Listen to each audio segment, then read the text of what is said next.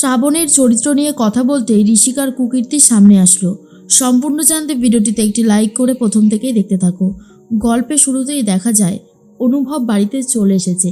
এরপর বলে মাকে জড়িয়ে ধরে, সত্যি মা, আজ যে আমি কি খুশি তোমাকে বলে বোঝাতে পারবো না। তুমি যে এইভাবে ঋষিকাকে মেনে নেবে এটা আমি ভাবতেই পারিনি। তখনই অনুভবকে বসুমতী বলে, ঋষিকাকে যে মেনে নিতেই হতো অনুভব। কথাটা এমনভাবে বলে, অনুভব বলে, কেন মা, কি হয়েছে বলো তো? তখন বসুমতী বলে, আরে না না, মেয়েটা এত ভালো, তা ওকে না মেনে নিলে হয়? তাই তো ওকে মেনে নিয়েছি। ও খুব ভালো মেয়ে, এই বাড়িতে আসলে ও লক্ষ্মী হয়ে থাকবে। আমি জানি তোর পছন্দ কখনো ভুল হতেই পারে না। মল্লার তখন বলে, একদমই তাই, আমার ভাইয়ের পছন্দের ওপর আমাদের সবার ভরসা আছে। আমরা জানি আমার ভাই কখনো ভুল কাজ করবে না। কি ভাই, তাই তো? অনুভব বলে, একদমই তাই। আমি সত্যি ঋষিকাকে অনেক ভালোবাসি। আমি চাই আমরা দুজন আর আমাদের পুরো পরিবার সুখে শান্তিতে সবাই মিলে একসাথে থাকবো। তখন অনুভবের কথা শুনে বসুমতীর একটু ভয় লাগে। এরপরে অনুভবকে ফোন করছে ঋষিকা। বসুমতী তখন বলে, বাবা, বৌমা তো দেখছি আমার ছেলেকে একেবারে চোখে হারাচ্ছে। মল্লার তখন বলে, হয়ে গেল, আমি কিন্তু বলে দিচ্ছি মাসি, এবার কিন্তু আমাদের ছেলে পর হয়ে যাবে। অনুভব তখন বলার, ধুস, কী যে বলো না, হাসিও পায় শুনলে। পর হব কেন? আমি যাই, হ্যাঁ, একটু কথা বলে আসি।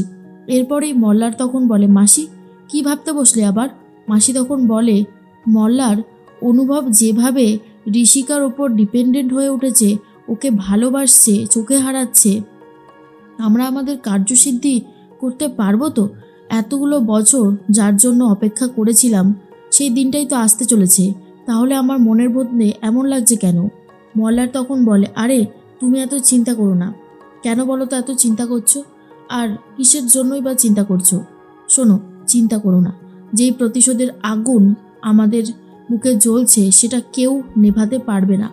কারোর ক্ষমতা হবে না সেটা নেভানো। আমি তো বলছি, দেখো, সব ঠিক হয়ে যাবে, কিচ্ছু হবে না।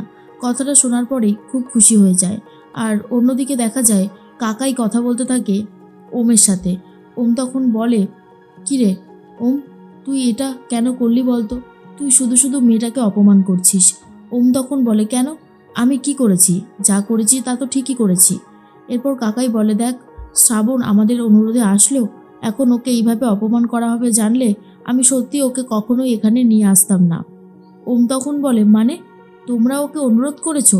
কাকাই তখন বলে, হ্যাঁ, আমি আর তোর কাকি ওই আরতি দিদির বাড়ির থেকে ওকে নিয়ে আসার জন্য অনেক অনুরোধ করেছিলাম। ও আমাদের কথা দিয়েছিল ও চলে আসবে, আর এসেওছে। এরপরে যে ওর এতটা অন্যায়, মানে এতটা ওর ওপরে খারাপ কথা বলা হচ্ছে, এটা কিন্তু অন্যায় হচ্ছে। এতটা অন্যায় ওর ওপরে করাটা কিন্তু ঠিক হচ্ছে না ওম। আমার কিন্তু সত্যি খুব খারাপ লাগছে।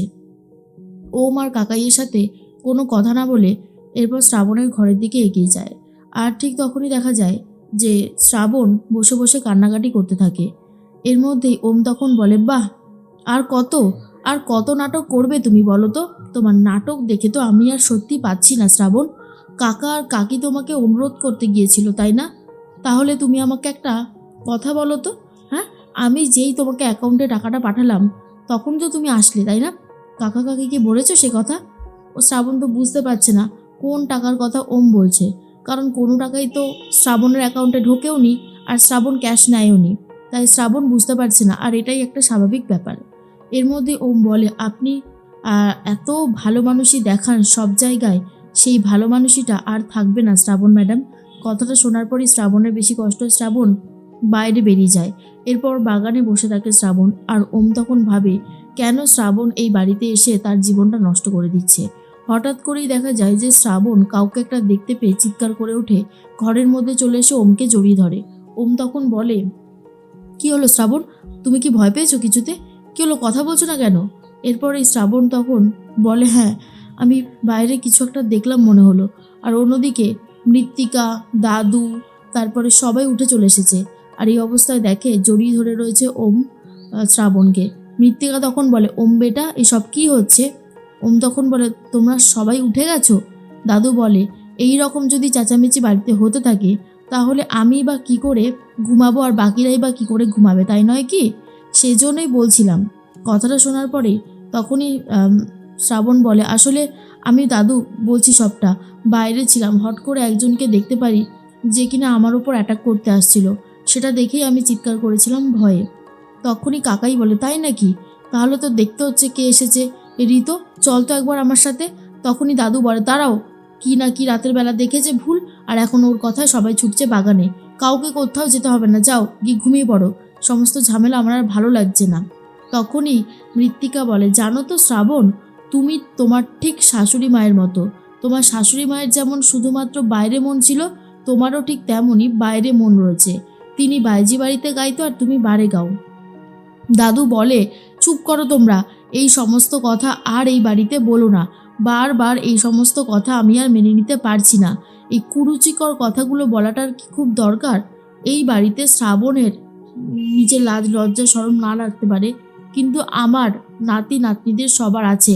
তাই বলছি, দয়া করে এই কুরুচিকর মন্তব্যগুলো আর করো না। অনেক তো হলো, এবারে অন্তত রেহাই দাও। আর শ্রাবণ, ঋষিকা দিদিভাইয়ের বিয়ের পরেই তুমি এই বাড়ি থেকে চলে যাবে। তোমার মুখ দর্শনও আমি করতে চাই না।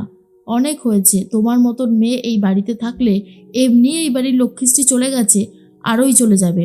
তাই তোমার মতন মেয়ে যাতে এই বাড়িতে ঠাঁই না পায়, তাহলেই আমার ভালো লাগবে।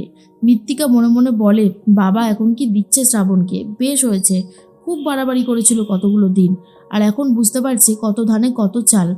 হঠাৎ করেই সবার ফোনে একটা করে মেসেজের নোটিফিকেশান আসে। সেটা দেখার পরেই সবাই চমকে যায়। আর দাদু বলে, কি হয়েছেটা কি? সবার মুখগুলো এতটা খারাপ হয়ে যাচ্ছে কি করে? কেউ কিছু বলো আমাকে। তখন মৃত্তিকা কিছু না বলে ডিরেক্ট ছবিটা দেখিয়ে দেয়, যেটা দেখার পরে দাদুর অবস্থা খারাপ হয়ে গেছে। আসলে শ্রাবণের চরিত্র নিয়ে এতক্ষণ কথা বলছিল দাদু, আর বলেছিল নিজের নাতি নাতনিদের চরিত্র খুব ভালো। ঠিক তখনই এমন একটা ছবি এসেছে, ঋষিকা আবিরের সাথে ঘনিষ্ঠ অবস্থায় রয়েছে, আর এই ছবিটাই সবার ফোনে ফোনে দেওয়া হয়েছে। এটা দেখার পরে দাদু বলে, ছি ছি ছি ছি, ঋষিকা দিদিভাই, শেষ পর্যন্ত এইরকম কিছু আমাকে যে দেখতে হবে, এ তো আমি স্বপ্নেও ভাবতে পারিনি। আমি তো তোমাকে নিয়ে অনেক গর্ব করতাম। এবার বলো কি করব? নতুন বিআই বিয়ানরা যদি জানতে পারে এই সমস্ত কথা, তখন কি হবে?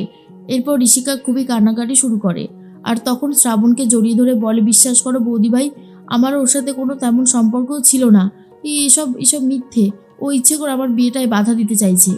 আর ঠিক তখন শ্রাবণ বলে, আমি বলি কি কাকা কাকি, তোমরা কিন্তু বসুমতী ম্যাডামের সামনে এই সমস্ত সত্যি কথাগুলো বলে দিও। তখন দাদু বলে, না, কখনো না। এই সমস্ত কথা বলে বিয়েটায় ভাঙচে দিতে চাইছো? সেটা হবে না। আমি বেঁচে থাকতে সেটা হতে আমি দেব না, কিছুতেই না। অনেক তো হলো, আর না। শোনো, তোমরা যদি বসুমতীদের সামনে কেউ এইটার ব্যাপারে কথা বলেছো, তাহলে কিন্তু আমার মরা মুখ দেখবার। এই কথাটা শোনার পরেই সবাই চমকে যায় আর মুখ খুলবে না বলে ঠিক করে।